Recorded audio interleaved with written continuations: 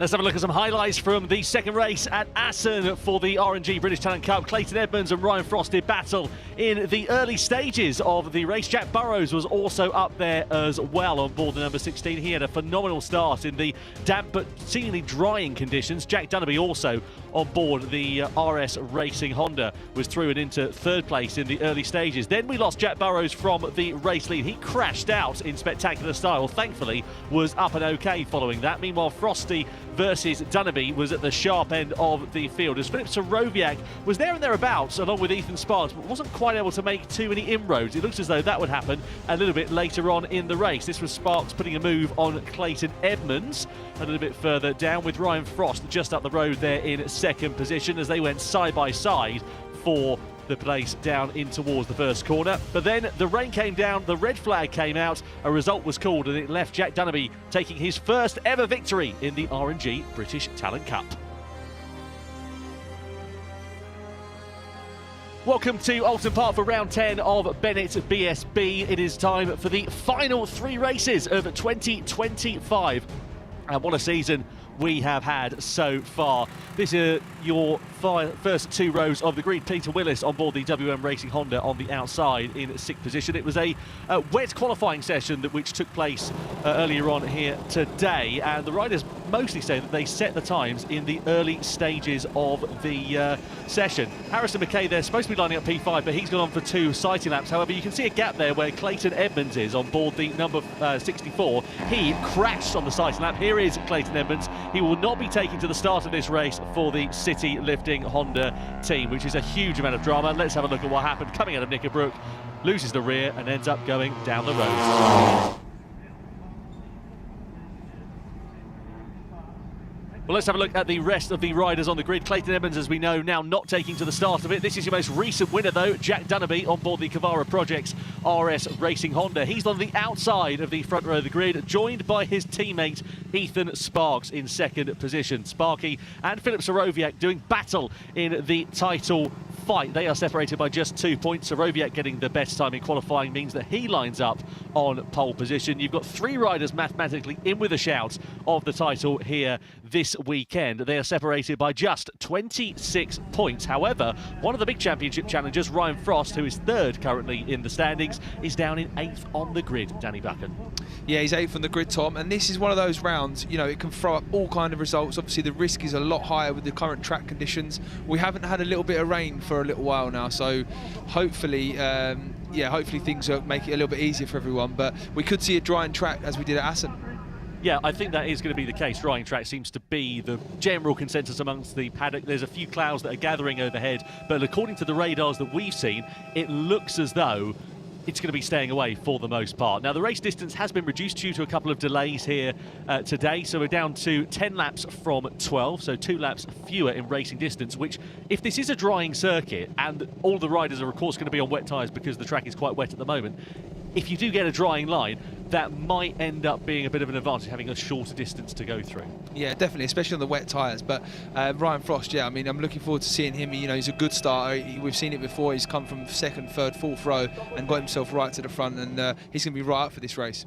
Yeah, it certainly will be. Well, tension is in the air, as well as a few spots of rain there on the camera lens. We think the worst of it is away, as we said, but this is Oulton Park, and this weekend has been almost 4 seasons in a day, seemingly. A bike's been wheeled off the grid there. That's Peter Willis from the second row.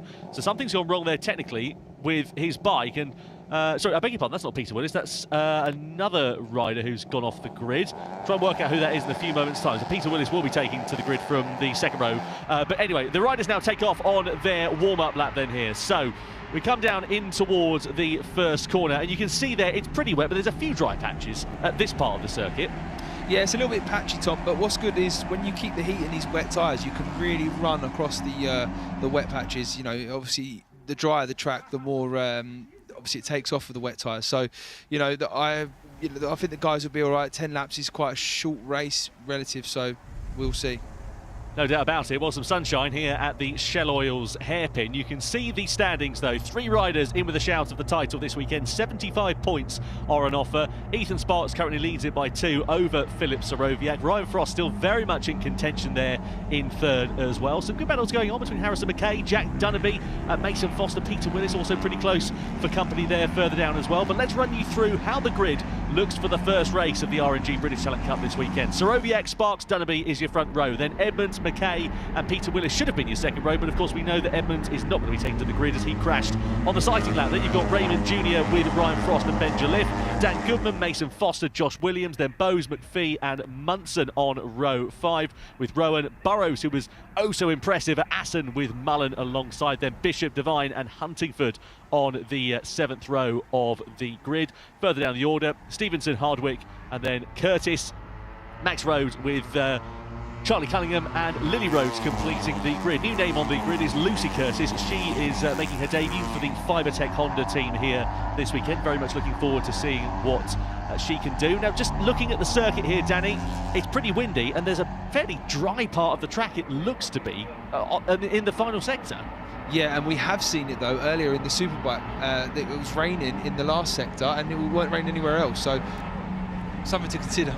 Yeah, and it looks like it is starting to rain here now down at Lodge Corner as well, just to add another variable into the mix. This is going to be a race of attrition, I reckon, and a case of brains over brawn, isn't it? Yeah, I think Stuart Higgs is up in race control, just pushing his buttons now, just trying to get a little bit of rain in a few places and just try and make this race a little bit more interesting. But yeah, I mean, for the guys, you always want to get out in front in these conditions, you know, build your own pace and sort of set your own pace, and that's certainly what I'd be thinking if I was on the grid.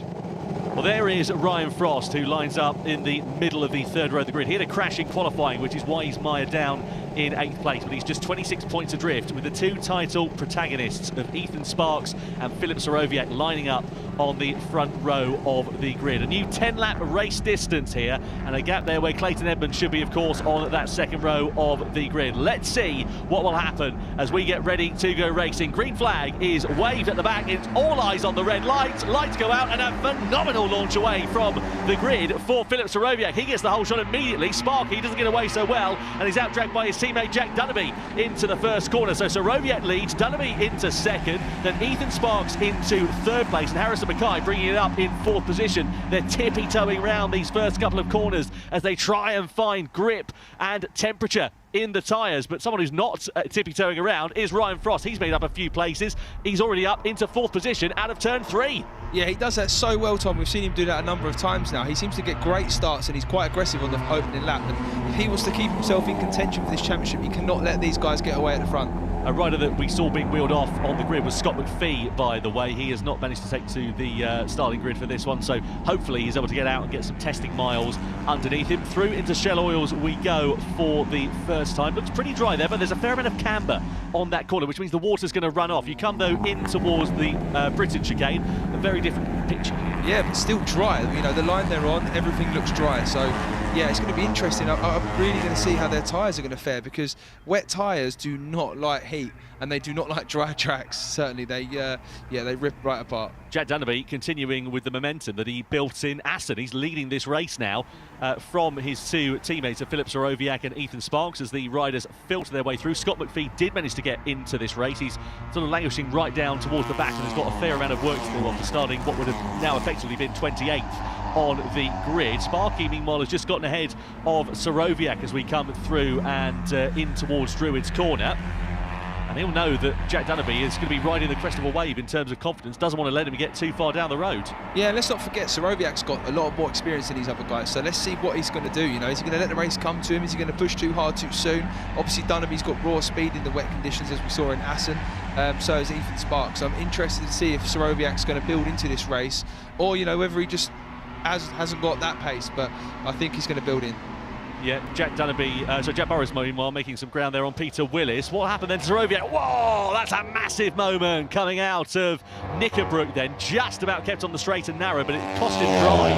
And that's what allowed Ethan Sparks to use the extra momentum and go scything through and into 2nd. And that goes to the experience, that comes back to the experience thing. You know, he's had that moment, he's like, right, let's see how it is. You know, because although it's the same conditions and these bikes are all relatively the same, if somebody's got a lot stiffer suspension setup than the other guy, they're not going to be able to accelerate like the others, so you have to take that into consideration when you're competing against these against anyone. Well, I spoke to Filip Sorowiak before the start of this race. Just went down and had a quick chat with him. I was down at the RS Racing team, of course, where they've got all the bikes in the tent, and I was going to chat to Ethan Sparks as well, but he's very much a rider who likes being sort of on his own and, you know, getting in the zone before the start of the race, and Filip was happy to have a quick chat. I said, are you approaching the weekend any differently? He said, no, I'm just treating it as if it's round one, going to go out there, going to ride as if my hair's on fire, but, you know, have fun with it and just enjoy myself, because that's when he knows he can get the best out of himself.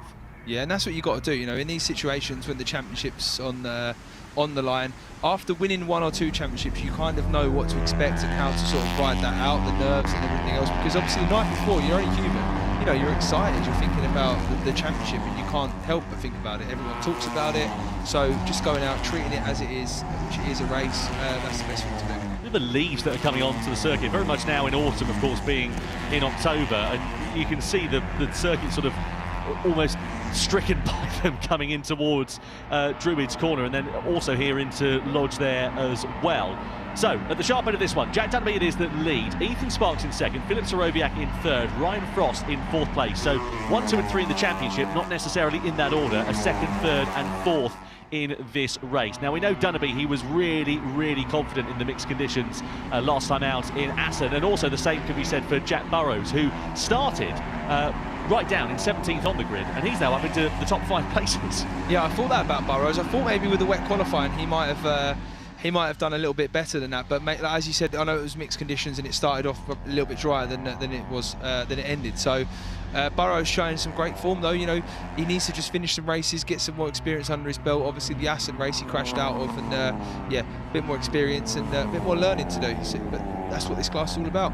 Yeah, lots of learning, lots of presence with the RNG British Talent Cup, and not only necessarily in terms of this class, but for riders that we'll see in this class in the future. Wilson Dix, who's the Mini GP 190 champion, he's got his bike on display here this weekend. Max Robinson as well.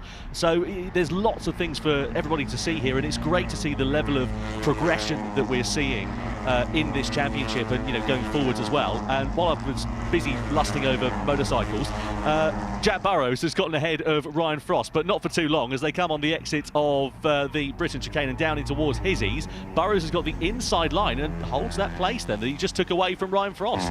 Northern Irishman likes the rain, you know what I mean, they like the rain, so it's yeah, fair play. He's having a good ride there, and as I said earlier, I've watched him for the last couple of years, and I really wanted to see him have a good result, but you've got to just learn there's a limit in these conditions, and you have to try and feel that, and that's something you have to manage as a rider. Yeah, no doubt about it. So through in towards Druid's Corner we go. Dunby with the fastest lap last time around, a 55.361. Compare that to Ethan Sparks and Filip Sorowiak, who were in the mid 156s. Ryan Frost, in turn, was in the 157s. So he's nearly 2 seconds faster than some other riders out on the circuit at the moment, is Jack Dunby. 3 seconds now, the advantage that he's built. And where's he from?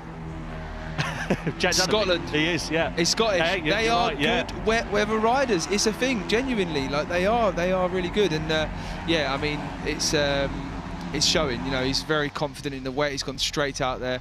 You know, his last lap there, it was his fastest lap, 55.3 over Ethan Sparks, who was a 56.1. Yeah, coming out of the third corner of Cascades and in towards Island Bend.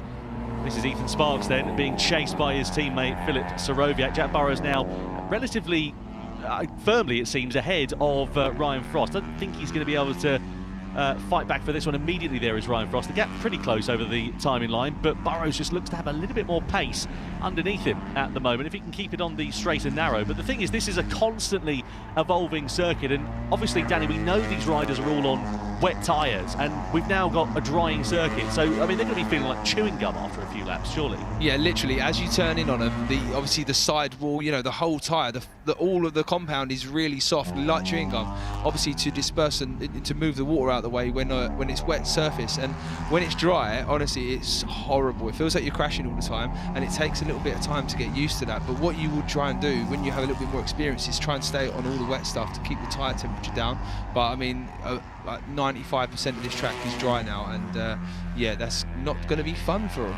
No, well, the championship can't be won in this first race of the weekend, but it could certainly be lost. And the riders that are in second, third and fifth place now of Sparks, Sorowiak and Frost are going to be all too aware of that, keeping this on the straight and narrow. We've had a fair few crashes already here at Oulton Park, and the greasy, ever-changing conditions of this drying circuit are only going to be adding to that difficulty. But we come across the timing line then to begin the halfway stage of this race. You can see there on board the Nitrous Competitions Yamaha pit wall, we've actually got the reigning champion of Carl Ride, who was just watching on the pit wall a few moments ago, actually, on there as well. He was keeping a close eye on what could be some future competition, maybe in the British Superbike paddock. Yeah, he's probably looking at the conditions. Obviously, he's looking at Philip Soroviak there, who's Kyle's dad was actually pitballing for Philip Soroviak there. So, yeah, maybe trying to chuck a little bit of champion spirit over Philip there. So.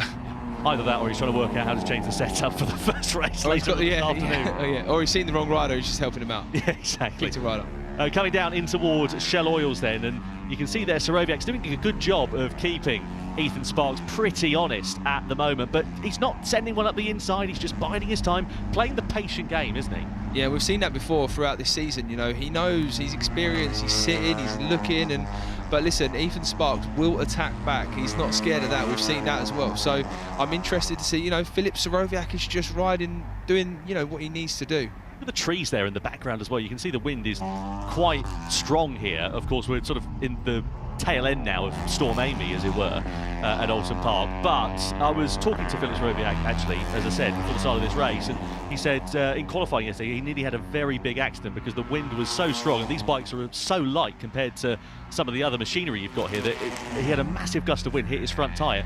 It brought him up and he wheelied in the air. It was only by luck that he landed in the right position and didn't end up going down the road and having quite a big crash. Yeah, and obviously you've got the undulations, the ups and downs here at Oulton Park, so it's quite easy to happen. But yeah, the wind has been horrible this weekend. Is that what the storm's name was? I've not actually kept an eye. Where have I been? Under a rock? Well, Amy's my sister's name, so she's in the family group chat. She's been getting it. Oh, okay, yeah. She's not been best pleased. Showing off. She has, yeah, exactly. Across the timing line we go then. Dunnerby it is that still leads. His last time across the line was a 1:54.960. That was still 0.4 of a second faster than Ethan Sparks. He's built the gap up now to 4.5 seconds. They can't see which way he went. 5 laps to go.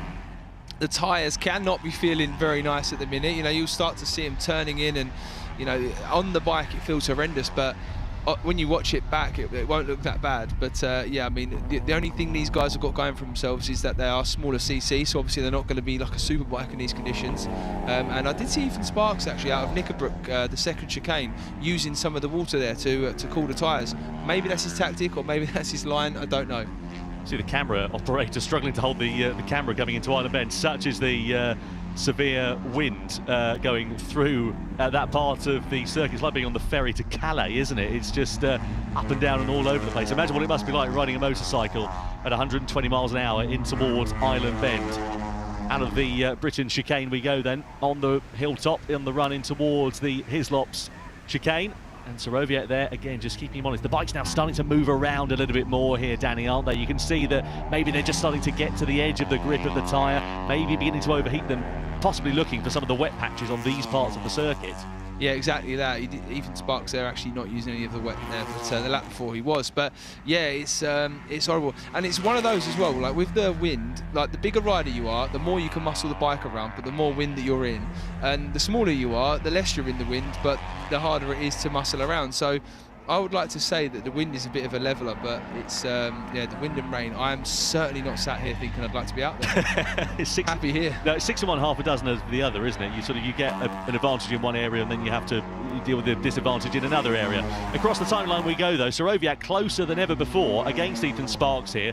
Is he going to think about anything down in towards that first corner? Not quite at the moment. Do you think that's intentional here for Soroviak? Do you think he's just biding his time, or do you think, you know, as you say, look at the drive he gets coming out of Old Hall corner? So it seems like he's just leaving a bit in his pocket at the moment. I think he is. We've seen it before. Switch back, look at that, into Cascade. Beautiful. On the inside there for Philip Soroviak. Does he use the extra momentum? No, just wants to sit behind. He did hit him. He hit him then. Was there a bit of contact? Yeah, a little bit of contact there at the inside, and even Sparks just lent her in and was like, try again, mate. Well, we went down earlier, didn't we? We spoke to Nathan down at Fibertech Honda, who of course have got Ryan Frost, who is fighting for the title this weekend. He said, do you know what, I would much rather be in my shoes than Ryan Saxelby's shoes this weekend, because you've got Soroviak and Sparks, two riders who are fighting for the title, both part of the same team as well. It's not an enviable position to be in.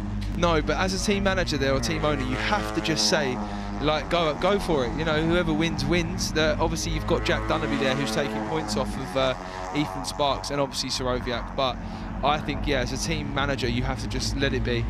Roster's gotten ahead of Jack Burrows as well. He's been sat on his coattails for the last few laps. He's now through and into 4th position. Can he build a gap? Because you can see there's quite a train of riders all the way down to George Bowes in 9th position there. So you've got quite a few who are ready to sort of pick up the pieces and aren't, of course, involved in that championship battle. It's important for Ryan Frost to maximise the opportunity here. He's currently got the biggest gap of 26 points to the championship leader of Ethan Sparks, and of course Soroviak and Sparks will be taking more points courtesy of 2nd and 3rd currently in this race. You can see their live championship standings. Ethan Sparks would still retain the lead, but he'd increase it from 2 up to 6 points over his teammates with 2 races remaining in 2025. But Filip Soroviak is not going to take that down. He's not going to take that line down, sorry. He is going to be fighting. Yeah, no doubt about it. Coming in towards that first corner, and see the clear visor of Filip Soroviak there as well. Now the sun started to come out here at Oulton Park as well. You can really see the eyes and where he's looking on the circuit. And I'm sure he's going to be sat there and will have been studying where his teammate has got the sort of weaker points compared to him over the course of the lap, where he's just able to keep a bit in his back pocket ready for the right time. Yeah, where he's been quicker has been in funny places. Like, he's had good exit speed out of turn 1. You know, a normal, there's sort of obviously a few overtaking opportunities here into Shell, which is the next turn we're going to see here on track, which is really banked actually into here, and the track from there drops right in, and it's really, really banked. The camera doesn't do it no justice. And obviously, you know, on the brakes into the chicanes is always a good place. Haven't really got many opportunities into the first one, so yeah, I'm interested to see where he's going to have a go. Yeah, properly close it was into the Shell Oils hairpin. You can see the fastest laps then here. So it'll be Dunnerby, Sparks, Dunnerby, Soroviak and Sparks on the front row. Then Ben Jalif, Peter Willis and Ryan Frost would be row 2. That would set the grid for the second race, which comes along the way, scheduled at just after 5 p.m. here at Oulton Park. You can now see the front end starting to chatter away as they just start to push the limits. You can always tell with the British Talent Cup when the riders are just beginning to push a little bit more, because the bikes, they're very much keeping 2 wheels in line. You don't see them backing it into the corner because the chassis are stiffer. They're just, you don't ride these bikes in that way, but when they really start to push the limits, that's when you see the front end chattering. You might see a bit of movement from the front, bit of movement from the rear, and that's probably going to be a bit more exaggerated given the fact that they're now on wet tyres that are going to be a bit second hand. Yeah, the tyres are going to be so hot and just, yeah, as we said earlier, you know, they'll feel like chewing gum. They'll feel like you're riding on chewing gum, and it's, yeah, not very comfortable. But, you know, these guys are getting their head down, they're doing what they need to do, and obviously I'm really excited now to see, you know, what Filip Soroviak's going to do, because we know he's going to try, and we know Ethan Sparks is going to defend it. Well, look, stature-wise, we know that Ethan Sparks is a smaller rider compared to Filip Soroviak, so an outdrag to the line for Soroviak, even with the slipstream, I would imagine is going to be a little bit harder than it would be for someone, say, of the same size as Ethan Sparks, as Soroviak goes to the inside down at Cascades, gets the move done this time, doesn't run it too deep, and is now through and into second for the first time in a long time. He actually set the fastest lap last time around as well, did Filip Soroviak, so maybe he's now trying to exploit the advantage that he's had over his teammates, and maybe we'll now see him starting to try and build a gap. The problem is now he's lost that reference point in front of him. He has lost the reference point. All of a sudden, you know, you've got to get your own reference points. But this is a great move, you know, out of turn 1, down the hill into turn 2, 3, up the inside, let the brake off, lean it back onto the dry part of the track, and that's it. Holds his line and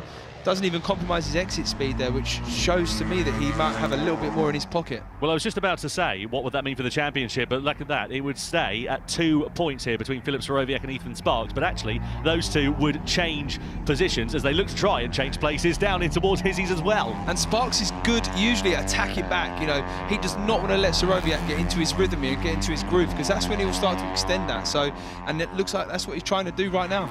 Yeah, really, really important here for Filip Soroviak. If he wants the championship lead going into the second race of the weekend here later on this afternoon, he needs to try and keep his teammate Ethan Sparks behind him. But let's see how it is going to play out with just over a lap to go. There is Jack Dunnerby. We've hardly mentioned him throughout the course of this one, but Sparky on the retaliation coming down in towards the final corner of Lodge. He's got the inside line, holds it as well quite nicely. Now he's got the place. Does he get the drive out of here? Because this is going to be a pretty important dress rehearsal for the final lap. lap if it comes down to it. And as you would expect there, with Sparky being a bit lighter, a bit smaller in stature, he was able to keep position ahead of Sorowiak to the line there. Yeah, and that turn, that overtake into Lodge, all comes from out of the exit out of Druids, which is the double right-hander before. Are we going to see Sorowiak here up the inside, or are we going to see Ethan Sparks tighten the line a little bit? No, he's back in again. Yeah, he's done that a couple of times now, sends it to the inside, but does he manage to hold it? He does, quite nicely there. That's good. Does it compromise his run, though, and leave him vulnerable coming in towards Island Bend and maybe into Shell Oils, because you can send one through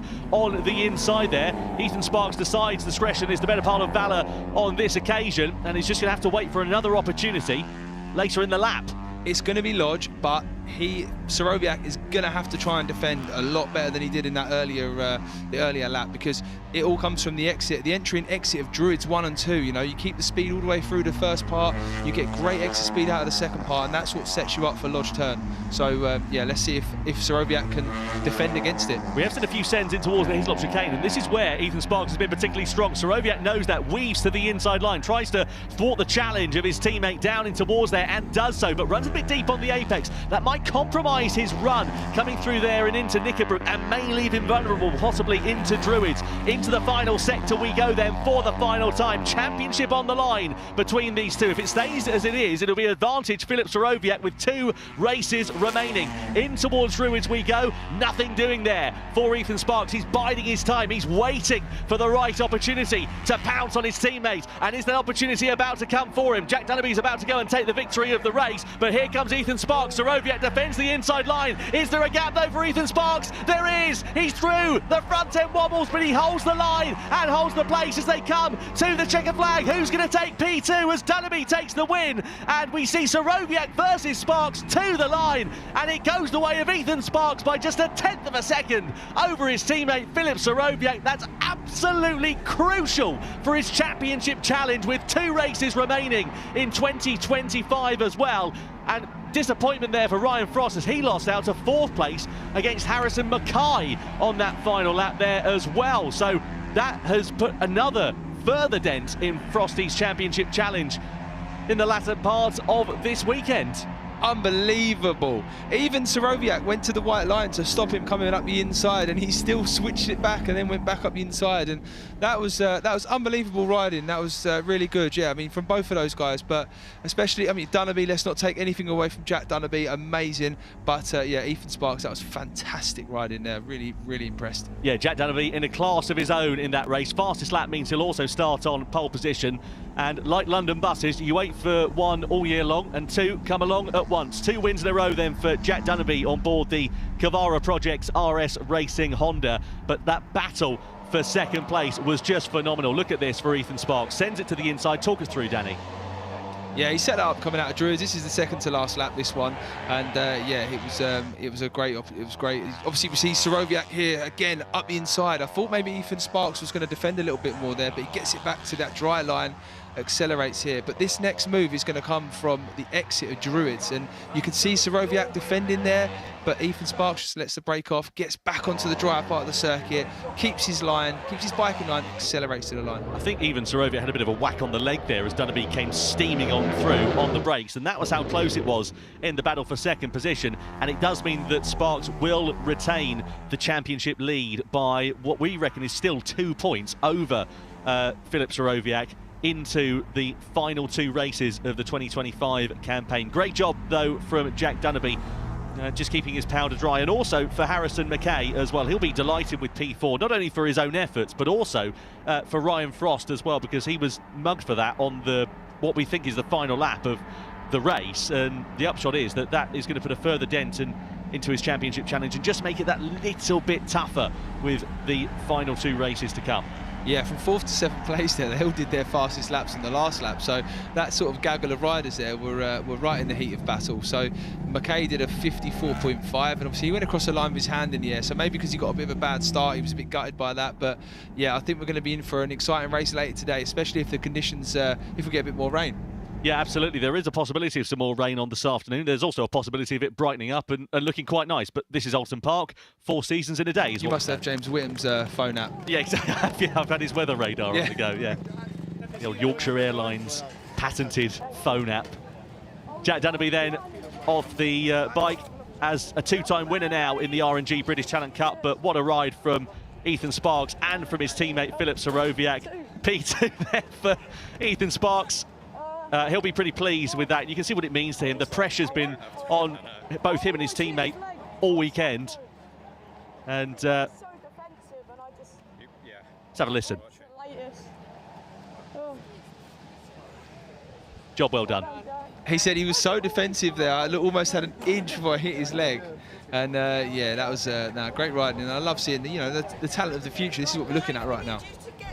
Absolutely. Well, let's take confirmation of the results from the first race of the R&G British Talent Cup. Jack Dunnerby takes the checkered flag from Ethan Sparks and Filip Sorowiak. P4 for Harrison McKay, ahead of championship hopeful Ryan Frost, now in P5, ahead of Burrows, Raymond Jr., Peter Willis, George Bowes and Ben Jalif complete your top 10. Further down the order, let's have a look and see how it worked out, because we didn't cover that too much, such as the battles that were unfolding in front of us. Foster, Munson, McPhee, Rowan and Lewis Mullen complete the points finishers here today as well. And what does it mean for the championship standings then? Well, 6 points is now the advantage for Ethan Sparks then, over Filip Sorowiak. So a bit more of a cushion compared to what he had. It was 2 points going into this race, now up to 6 after the checkered flag. Ryan Frost is 35 points adrift, so he's now mathematically still in with a shout of it, but it's just that little bit harder for Ryan Frost on board that Fibertech Honda. But nothing is impossible, especially in the R&G British Talent Cup. We'll see how it all works out with the second race coming along the way later on this afternoon as we look at the rest of the points scorers here this season in the British Talent Cup.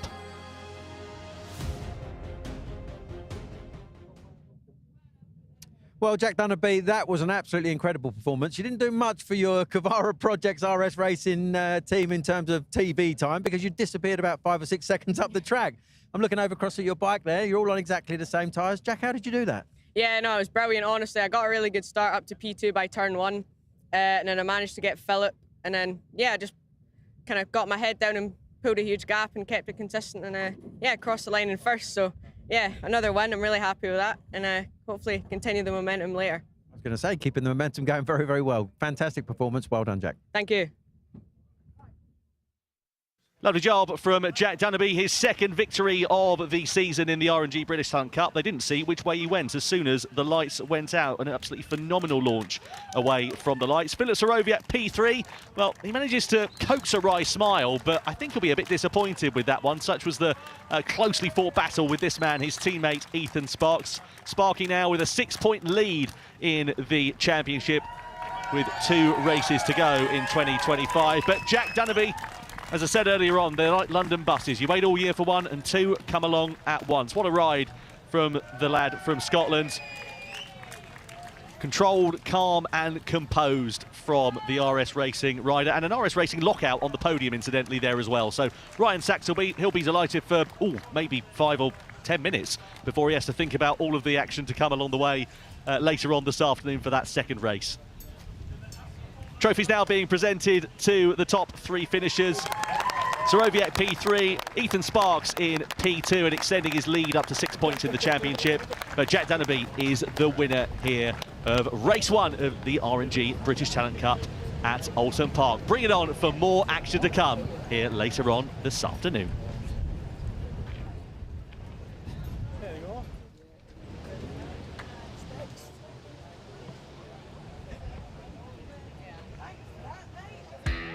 Let's get some highlights then from the first race of the R&G British Talent Cup. It saw Filip Sorowiak lining up on pole position with Ethan Sparks and Jack Dunnerby lining up alongside down towards the first corner. A big moment for Filip Sorowiak was a cause for concern in the early stages as Jack Dunnerby continued stamping his authority after a phenomenal win in Asen a fortnight ago. He went off into the distance, never to be seen again. It left us with a great battle for P2 between Ethan Sparks and Filip Sorowiak. Sorowiak favoured a move to the inside down at Cascade. I managed to make it stick on quite a few occasions there as well. This was Ethan Sparks' favourite place for an overtake though, down in towards Lodge Corner. The pint-sized lad on board the number 62 getting the move done on more than one occasion throughout that race, and it really began to hot up in the latter stages as the track began to dry and the riders really began to push the limits. This was the move that defined it for Ethan Sparks, a big wobble on the front end, but nonetheless he would come through to take second position and increase his lead in the championship over his teammate Sorowiak as Jack Dunnerby went on to take his second victory in 2 races here at Oulton Park.